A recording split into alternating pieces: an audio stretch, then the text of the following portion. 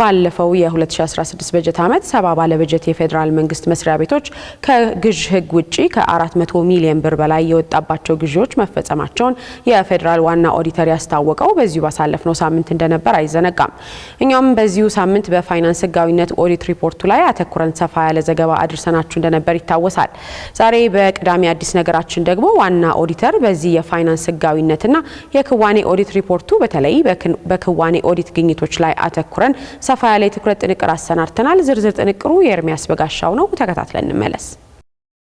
የፌዴራል ዋና ኦዲተር ሰሞኑን በህዝብ እንደራሴዎች ምክር ቤት ያቀረበው የፌዴራል ባለበጀት መስሪያ ቤቶች የ2016 በጀት ዓመት የኦዲት ሪፖርት እንደተለመደው በርካታ ግኝቶችን ያካተተ ነበር። በዚህ ሪፖርት ላይ በ2016 በጀት ዓመት ከ185 የፌዴራል ባለበጀት መስሪያ ቤቶች የ169ን የፋይናንስ ህጋዊነት ኦዲት መስራቱን የገለጸው ዋና ኦዲተር ከ2015 ግኝቶች ውስጥ እርምጃ ያልተወሰደባቸውንም አካቷል። እንዲመለስ አስተያየት ከተሰጠበት 20.4 ቢሊዮን ብርና 23230 ዶላር ውስጥ የተመለሰው ወይም እርምጃ የተወሰደበት 2.9 ቢሊዮን ብርና 30 ዶላሯ ብቻ ነች። የመለሱትም 5 የገቢዎች ሚኒስቴርና 4 የጉምሩክ ኮሚሽን ቅርንጫፍ ጽህፈት ቤቶች እንዲሁም ወልቂጤና ሀሮማ ዩኒቨርሲቲዎች ብቻ መሆናቸውን ሪፖርቱ ዘርዝሯል። የቀረው 17.5 ቢሊዮን ብርና 23200 ዶላር እርምጃ ሳይወሰድበት ቀጣዩ በጀት ዓመትም እየተጠናቀቀ ነው። ይህ በህዝብ እንደራሴዎች ጥያቄ ከተነሳባቸው ጉዳዮች አንዱ ነበር። ከመለሱት በላይ ወዳልተመለሰበት ወይም ያልመለሱ ተቋሞችን ኢንዲኬት ማድረግ አይሻልም ነበር ወይ? ጥቂት የመለሱ 30%፣ 35% የተገለጹ አሉ። ስለዚህ እኔ እነማን ናቸው በዋናነት ይህንን የማስመለስ ስራ ያልሰሩ ተቋማት እነማን ናቸው? ኦዲት ዋናው ዓላማ ግኝቶች ላይ ነው አምናለሁ። ግኝቶችን ማውጣት፣ ሪከመንድ ማድረግ፣ ምናልባትም በልኩ መጠየቅ ያስፈልጋል። የዋና ኦዲት እርምጃ እስከ መውሰድ የሚያስኬድ ማንዴት ላይ ኖሮ ይችላል። ግን ደግሞ ዲስክሎዝ እስከ ማድረግ የሚያስኬድ ግን ደግሞ ስልጣን በእጁ አለ።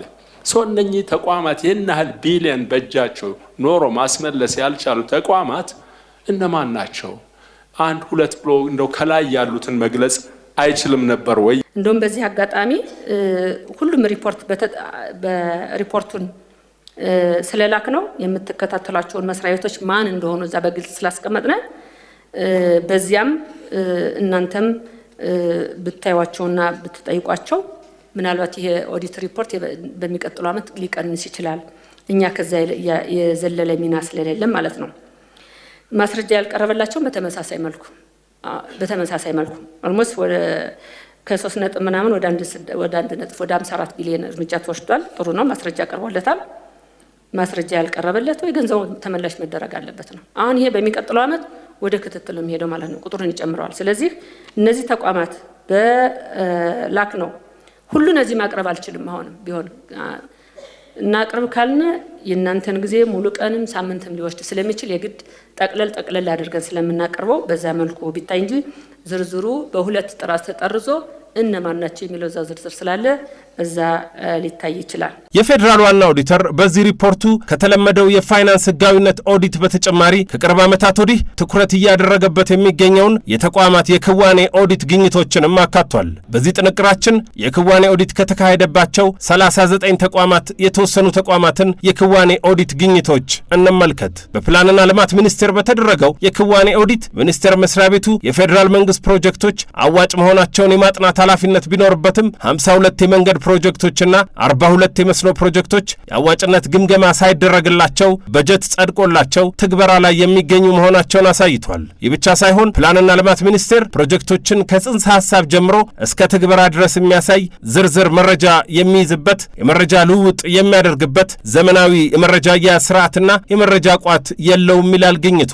የክዋኔ ኦዲት የተከናወነበት ሌላኛው ተቋም ደግሞ የኢትዮጵያ አደጋ ስጋት ስራ አመራር ኮሚሽን ነው። ኮሚሽኑ ለሰብአዊ እርዳታ የሚሆን ምግብ ነክና ምግብ ነክ ያልሆኑ ቁሳቁሶችን በተለያየ ቦታ ካሉት መጋዘኖቹ ወደ ክልሎች ከላከ በኋላ ድጋፉ በትክክል ለድጋፍ ፈላጊ ዜጎች መድረስ አለመድረሱን የሚያረጋግጥበት ስርዓት የለውም ተብሏል። የፌዴራል ዋና ኦዲተር በሐረር በካራሚሌና ደደር ወረዳዎች ለዚሁ ሲባል ባደረገው የናሙና የመስክ ምልከታ ለዕለት እርዳታ የሚላከው ድጋፍ ተጠቃሚው ጋር ስለመድረሱ ክትትል አለመደረጉን ጠቅሷል። ዋና ኦዲተር ጀነራል በኢትዮጵያ ምን ያህል ተሽከርካሪ አለ፣ ምን ያህል ያህሉስ የመድን ፈንድ አላቸው ሲል ደግሞ የመንገድ ደህንነትና የመድን ፈንድ አገልግሎት እንዲሁም የትራፊክ ደህንነት ላይ የክዋኔ ኦዲት አከናውኗል። የትራንስፖርት ሚኒስቴርና የመድን ፈንድ አገልግሎት ጥያቄው ቀርቦላቸው በሰጡት ምላሽ በመላው አገሪቱ 1.4 ሚሊዮን ተሽከርካሪዎች መኖራቸውን ከነዚህ ውስጥም 21 በመቶ ወይም ከ400 ሺህ በላይ ተሽከርካሪዎች በየጎዳናው ሽር የሚሉት የመድን ሽፋን ሳይኖራቸው መሆኑን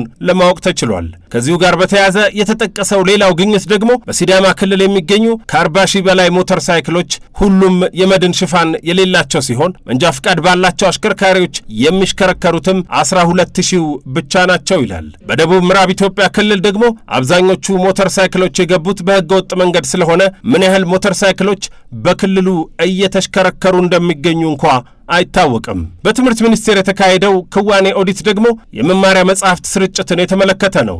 አንድ መጽሐፍ ለአንድ ተማሪ መድረስ ሲኖርበት የኦዲት ቡድኑ ለናሙና በተመለከታቸው ትምህርት ቤቶች ከ1ኛ እስከ 8ኛ ክፍል አንድ መጽሐፍ ለ19 ተማሪ፣ ከ9ኛ እስከ 12ኛ ክፍል ደግሞ አንድ መጽሐፍ ለ5 ተማሪ የተሰጠባቸው ትምህርት ቤቶች እንዳሉ ተመላክቷል። ጤና ሚኒስቴር ሌላኛው በክዋኔ ኦዲቱ የተካተተ ሚኒስቴር መስሪያ ቤት ነው። በኦዲት ሪፖርቱ ላይ እንደተመላከተው ተቋሙ የወባ በሽታ ስርጭትንና በወባ በሽታ የሚከሰትን ሞት የመቀነስ እቅድ በሁሉም የእቅድ ሰነዶቹ ቢኖሩትም መሬት ላይ ያለው ነገር የሚያሳየው ግን እቅድ ወዲያ አፈጻጸም ወዲህ መሆኑን ነው። በኦዲት ግኝቱ መሰረት ከ2014 ጀምሮ ወባ በኢትዮጵያ ስርጭቱ እየጨመረ ይገኛል። በ2014 ከነበረው 1.6 ሚሊዮን ሰዎች በ2016 5.6 ሚሊዮን ሰዎች ደርሰዋል። በዚህ በሽታ የሚሞቱ ሰዎች ቁጥር ደግሞ በ2016 ከ700 በላይ ተሻግሯል። የፌዴራል ዋና ኦዲተር የክዋኔ ኦዲት ያካሄደው በእነዚህ ተቋማት ላይ ብቻ አይደለም። የግብይት ምርቶችንና ማዕከላቱን ማስፋፋት እንዲሁም የቅበላ መጠኑን ማሳደግ ሲገባው በሁሉም ቁልቁል እየተጓዘ ይገኛል የተባለው የኢትዮጵያ ምርት ገበያ ለቋሚ ሰራተኞቹና ለፕሮጀክት ከተመደበ ገንዘብ ደሞዝ ይከፍላል የተባለው የኢትዮጵያ ሰብአዊ መብቶች ኮሚሽን በውድድር ወቅት ከተሳተፉ አትሌቶች በላይ ለፌዴሬሽኑ አመራሮችና ሰራተኞች የበለጠ ሽልማት ይሰጣል፣ ውድድር ከተጠናቀቀ በኋላም ለቀናት የውሎ አበል በውጭ ምንዛሪ ይከፍላል የተባለው የአትሌቲክስ ፌዴሬሽን ይገኙበታል። እንግዲህ ይህ ሁሉ ከተሰማ በኋላ ደግሞ ተጠያቂነት ዛሬም አጠያያቂ መሆኑ እንደቀጠለ ነው።